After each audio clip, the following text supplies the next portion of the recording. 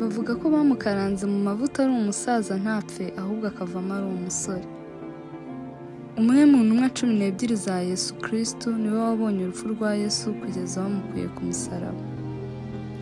Bivugwa kandi ko yaba yarafitanye isano rya hafi na Yesu, kuko mama we Salome ashobora kuba yaravukanaga na Mariya nyina wa Yesu. Muraho neza mwese mukunda inkuru za Gikristo, nishimiye kongera kubana namwe uyu munsi. Yohana yari umuhungu wa Zebede na Salome. Yavukiye i Betisaida y'i Galilaya. Yari afite umuvandimwe we witwaga Yakobo. Bari bahuje umwuga w'uburobyi hamwe na se. Yohana bivugwa ko mbere y'uko aba umwigishwa wa Yesu, yari umwe mu bigishwa ba Yohana Umubatiza. Ariko nyuma ubwo Yesu yatangiye kwigisha, Yohana yahise amukurikira. Kandi kuva ubwo ntiyongeye kumuvaho. Yohana yahoranaga na Yesu buri gihe kuko yamuhoraga mu gituza. Kuko Yesu nawe yakundaga Yohana cyane. Bamwise umwana w'inkuba, umwigishwa ukundwa na Yohana intumwa. Yohana yanditse ibitabo 5 biri muri Bibiliya. Igitabo cya mbere Yohana yanditse ni ubutumwa bwiza bwa Yohana. Yandika Yohana wa mbere, yandika Yohana wa kabiri na Yohana wa gatatu. Yandika n'ibyahishuwe, ari byo yandikiye ku kirwa cy'Ipatimo.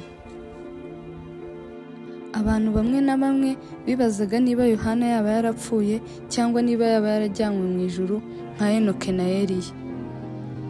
Ubwo batangiraga kwica intumwa bazihora kwigisha ubutumwa bwiza, Yohana bagerageje kumwica kenshi ariko ntiyapfa. Umwanditsi w'ibya Gikristo witwa Tertullian wo muri Afurika y'Amajyaruguru yanditse avuga ko Yohana bamukaranze mu mavuta ari umusaza avamo ntacyo yabaye ari muzima. Nibwo Abaroma bamufashe bamujyana ku kirwa cy'Ipatimo kibi cyane, aho bafungiraga abantu babaga bigometse ku butegetsi bw'Abaroma. Bamujyanye bazi ko agiye gupfirayo, ariko ngo Yohana yahakoreye umurimo ukomeye kuko yahigishije abandi bantu benshi. Ndetse ni naho yandikiye igitabo gikomeye tuzi nk'ibyahishuwe, kirimo amagambo menshi akomeye, kirimo n'uko imperuka izagenda.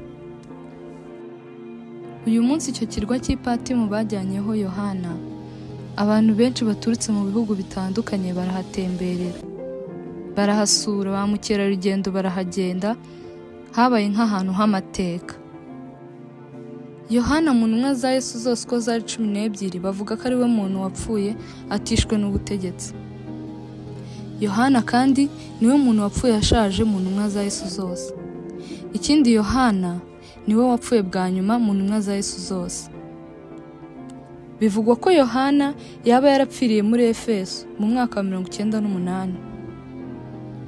Umuyobozi wo muri Efeso wo muri icyo gihe witwaga Prokrati yemeje ko imva ya Yohana iri muri Efeso.